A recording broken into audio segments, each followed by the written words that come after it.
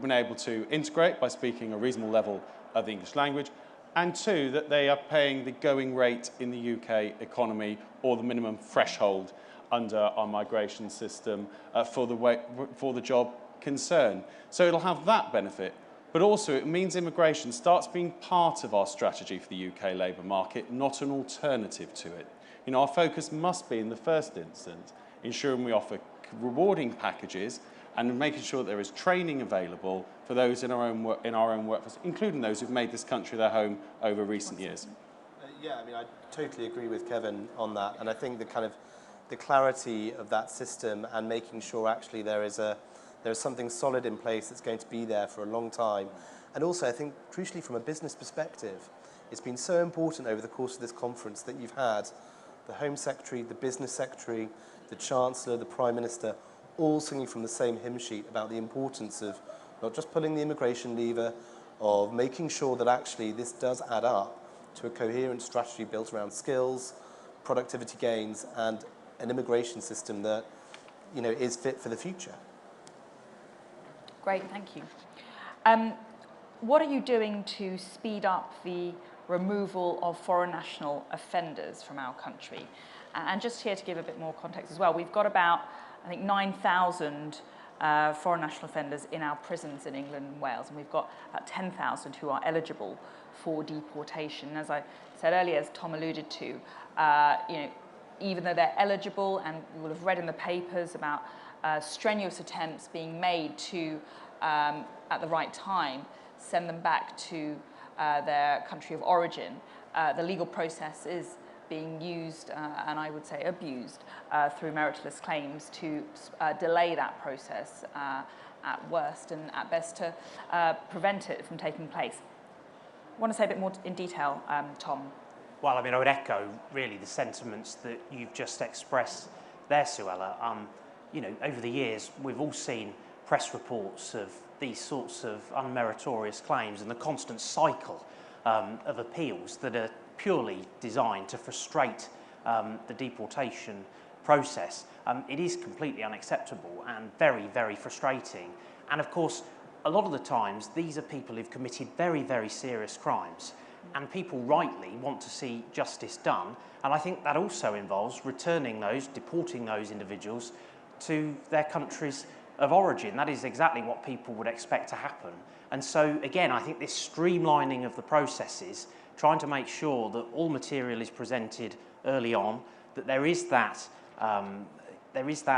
means by which they can then be processed rapidly, is very, very important in all of this. And of course, exactly as we touched on, the Nationality and Borders Bill is fundamental in delivering on that. And Tom, the Home Secretary today made reference to opposition MPs writing to her very energetically in attempts to prevent foreign national offenders from taking off on their planes when they're required to be deported. Do you want to say a bit more about that? Well, it's staggering, isn't it? I mean, it is absolutely staggering that Labour MPs send letters in advocating for rapists, for paedophiles, for murderers, who actually, I'm more interested in the victims of their crimes and the fact that actually those people deserve proper justice. And I think exactly as the Home Secretary said, those people should be able to know and be safe in the knowledge that those individuals have been returned to their country of origin and that they are no longer a danger to people in this country. I think it really speaks to precisely where the Labour Party is at the moment. Keir Starmer and his team have no answers to any of this. They complain about these dangerous channel crossings. They have no plan to tackle it. They talk about some of the issues around timescales and processing claims in the asylum system. They have no plan to tackle it. I fully expect that what we're going to hear in the Bill Committee over the next few weeks is constant complaint about what we're proposing, but not a single suggestion, any meaningful suggestion, about how they would tackle those claims and how they would tackle those challenges in reality. Yeah, absolutely. Yeah, exactly. Speaking of Labour, Keir Starmer's announced that he would like to introduce 100,000 HGV visas. Would that mean, in effect, a return to free movement? Well, And Alex? this just sums up Labour's approach. Rather than look at investing in skills, training, how we make it more attractive, how we deal with the long-term issues in that sector. 99% of truck drivers are male. That tells us there's something in that sector that we need to really look at. But this is Keir's approach. Just go straight to visas, despite the fact that anyone who's actually taken even a cursory look at the European or North American press, for that matter, will notice there's a shortage of truck drivers across the developed world. So, this really is just a classic example of Labour turning to pull the handle for large-scale, uncontrolled migration, undercutting UK workers, rather than looking to ensure that a sector is training people and giving them the packages they deserve. Thank you. Alex? I mean, just to sort of emphasise, it's the kind of glib statement from a politician who's had, frankly, less and less below the surface the more you scratch away at it. And I think that's a real problem for Labour. Absolutely. Are we finally going to be able to count people in and out of the UK? That's a question that's come from the floor, I think.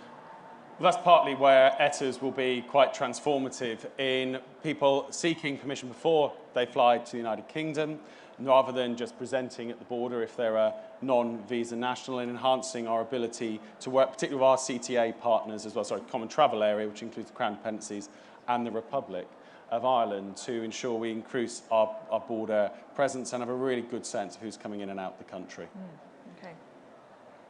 And what are you doing to improve the legal processes to stop multiple and meritless appeals into the asylum process? These are measures contained in the bill. Exactly, and this really comes back to this one-stop shop approach to this, where we streamline the processes, where all the relevant information is presented up front, and of course how we operationalise that is very, very important in terms of the detail. But that is designed specifically to help ensure that claims are considered quickly and efficiently, and that people who come here rightly seeking asylum and who require asylum are able to be sorted out much more quickly and are given all the certainty, because none of us want people to be languishing in the asylum system for indefinite periods of time with all the uncertainty and all the worry and concern that that brings. So that's very, very important. But it also then lends itself to removing individuals from this country who do have no right to be here much sooner.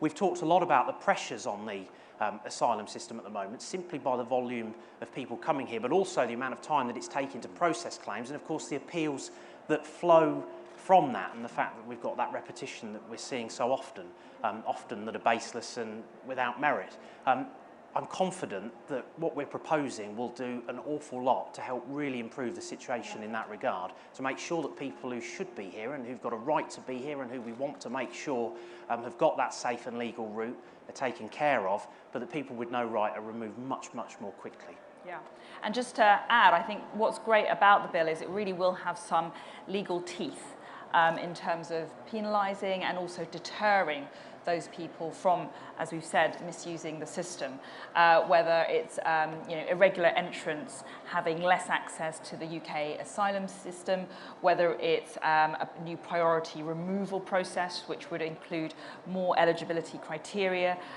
for publicly funded legal advice, the fast-track appeal process on detained cases. So there's a lot in this bill, I think, which does go to the heart of the procedural problems that are gained in the misuse of the system. And I think we've got time for a couple more questions. What are you doing to protect the rights of BNOs from Hong Kong in light of the new security legislation China has brought in? Well, we've introduced the new BNO settlement route, which gives an opportunity for BNOs and their households to migrate to the United Kingdom.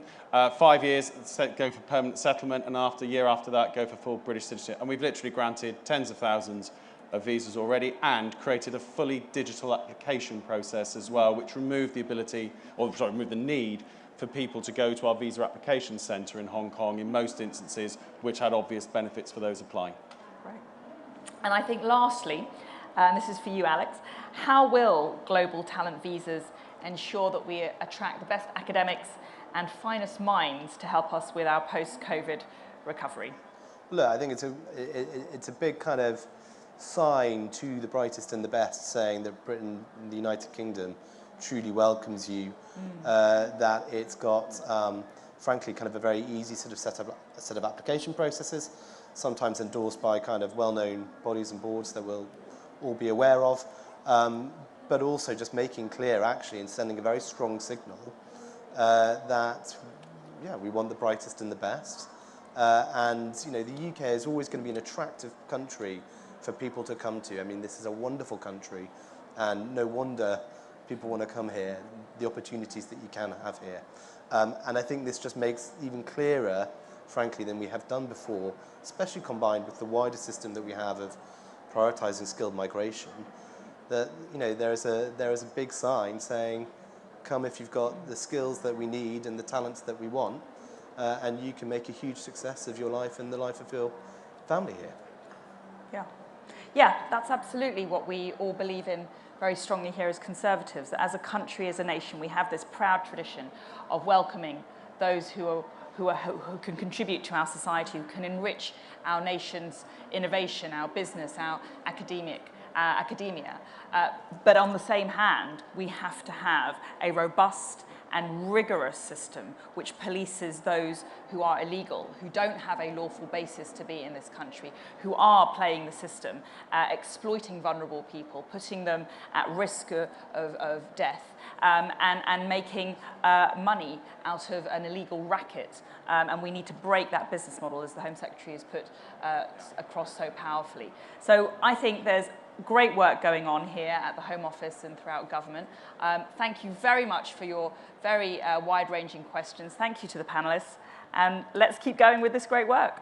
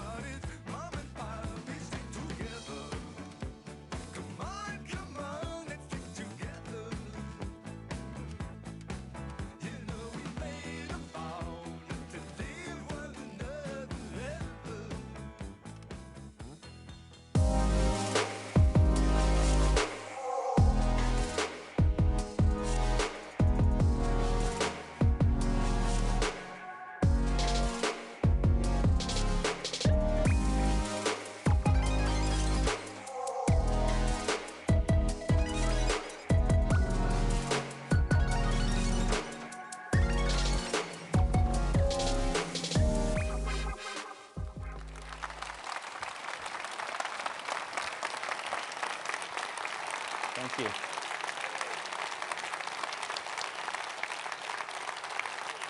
Thank you. Thank you for that welcome. It's great to be back together in Manchester. When we were last here, I talked about how proud my mother was to see me go from living in a small flat above the shop to living on Downing Street. But I can tell you now that she's even prouder. Because the thing is, she always wanted me to be a GP, like many Asian mothers.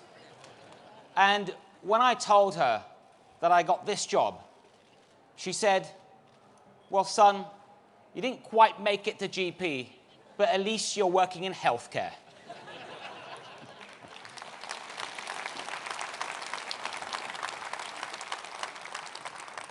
Look, it really is an honor to serve my country again and to be entrusted with such a critical task at this essential moment. I've been in this job for 100 days, and I can tell you that it's my toughest job yet. But I've been inspired each and every day by the commitment and the dedication of all those on the front line of health and social care. The porters, the paramedics, the drivers, the doctors, the nurses, the care workers, the cleaners, the scientists, the vaccinators. It's because of their efforts and so many others like them. Thousands of lives and millions of livelihoods have been saved. You know, they've brought a new meaning to the words public service.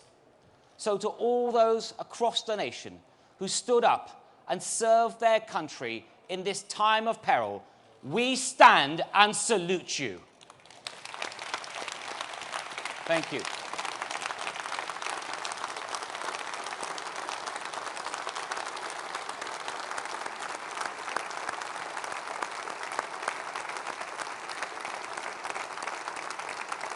Thank you. Thank you. Look, my priorities are simple. COVID, recovery, reform. COVID, getting us and keeping us out of this pandemic. Recovery, tackling the huge backlog of appointments that it has caused. And reform of our health and social care systems for the long term. Today, I'm going to look forward. We can all be here at this conference and talk about the future because of the success of our vaccine program. An amazing example of what public-private collaboration can do. Of course, we cannot afford a single dose of complacency. This virus has shown itself to be unpredictable, but so far, our vaccine wall of defense has held firm, and we will keep strengthening it, brick by brick, jab by jab, with one of the only national booster programs in the world. We took the difficult decision before the summer to put our faith in that vaccine wall. Before that was possible, as a country, we sacrificed our freedoms and our way of life to protect our elderly and vulnerable. But as conservatives, we will never see state control as the default. We know the impact that lockdowns have on jobs, life chances, education, mental health, and everything else. And just as we know that government money is taxpayers' money, we know that freedoms ultimately belong to the citizens, because we will always be the party of freeing things up, not locking things down.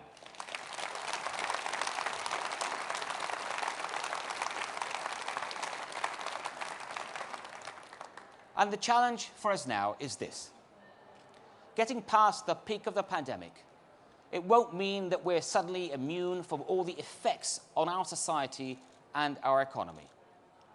When I came in, I said I was not just the COVID secretary, I'm the Health and Social Care Secretary. There was no doubt about the biggest item that was spilling out of my in-tray, an NHS waiting list that will get worse before it gets better, that was projected to grow as high as 13 million. No government, no health secretary, no society can accept that. That's why we have prioritized elective recovery. Checkups, scans, surgeries, with the biggest catch-up fund in the history of the NHS.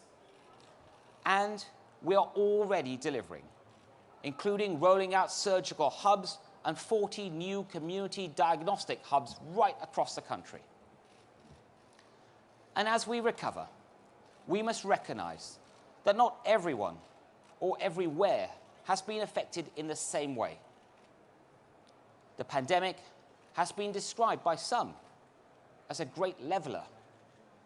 That's just not true. Health disparities in our society, whether they are regional, racial, or socio-economic, they have deepened under COVID. That's why one of my first visits as Health Secretary was to Blackpool. I remember one of the nurses there. She told me that, you can trace back the entrenched health problems in Blackpool going back over a century. Let me ask you this. Do you know what the healthy life expectancy gap is between Blackpool and Richmond upon Thames? It's almost 20 years. It's time to level up on health. The state was needed in this pandemic more than any time in peacetime. But government shouldn't own all risks and responsibilities in life. We as citizens have to take some responsibility for our health too. We shouldn't always go first to the state. What kind of society would that be? Health and social care. It begins at home.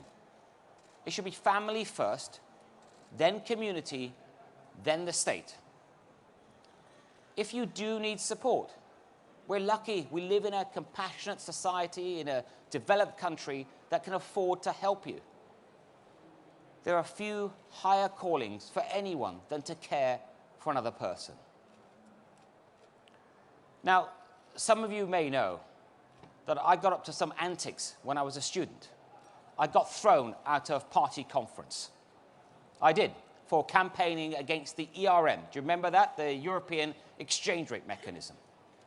But what you might not know is that at the same time when I was a student at Exeter, that almost every Saturday, I would visit a care home as a volunteer to keep the residents company. And I especially became very fond of, I remember, a great lady called Margaret. Not the one you're thinking of. Now that experience, it left a real impression on me of the importance of dignity in our later years and of the dedication of care workers.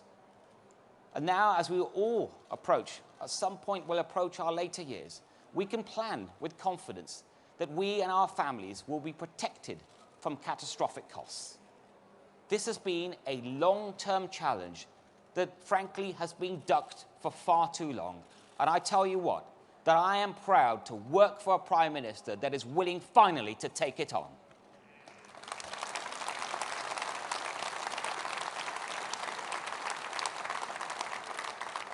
So, our values as a party, as a government, and as a country, they're clear. Time and again, we choose to prioritize the health of our citizens. We have absolutely nothing to prove on that. But it's also true that if you value something or someone, you want them to be the best they can be. The NHS may have the best principle behind it. It is staffed by some of the best people our country has to offer. But that, of course, it doesn't mean that as an organization, it is the best at everything. It wouldn't help anyone to pretend otherwise. Our undeniable commitment to the NHS is what should drive us to make it as effective as it can be. Because ultimately, it is our National Health Service, and it is only as good as the service it provides our citizens.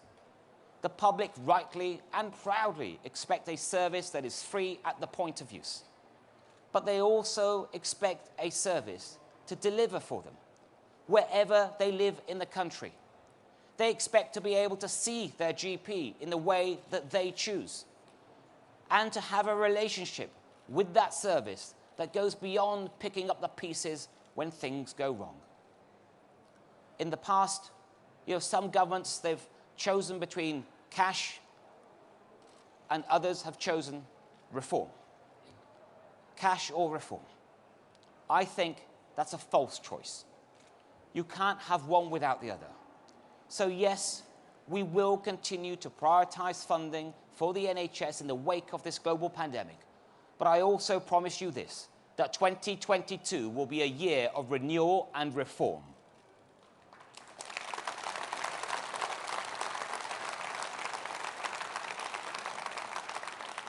And at a time like this, business as usual, it cannot be good enough. I've worked with some of the largest organizations in the world, and two factors stand out on whether they succeed: leadership and innovation. So I want the NHS to embrace innovation and to build a truly modern, digitized system. That's the only way we can drive down that backlog and build a sustainable service for the future. Of course, there are some bright spots, but there is also a lot of levelling up to do within the NHS. That's not just about tech, it's about management and a focus on outcomes, not just inputs.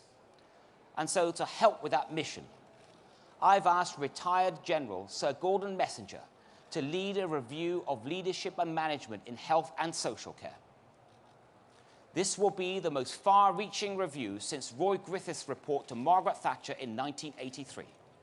It will shine a light on the outstanding leaders who can drive efficiency and innovation, and it will see how we can replicate that leadership throughout the country. No reform is easy. We know that. Otherwise, it would have been done already. But if we get this right, when we get this right, we won't build back the way things were. We'll build a future where our health and social care systems are integrated seamlessly together, where British life sciences lead the world on new treatments, where we have not only the best surgeons, but the best robots performing life-saving surgeries, and where we don't just treat diseases and ill health, but prevent more of them from happening in the first place. This last year, it will be remembered for decades to come, perhaps even for centuries. People locked in their own homes, schools closed and empty streets, intensive care units struggling to cope. We are emerging now, taking the first steps in a new era as we go from COVID to recovery to reform. This is a time for head and heart, of compassion, but also firmness of purpose. So let's be sure that in generations to come, that people say they fought the virus, won the peace, and owned the future. Let's make this the era of reform. Let's make this the era of recovery. Let's make this the era in which we truly build back better. Thank you all very much. Thank you.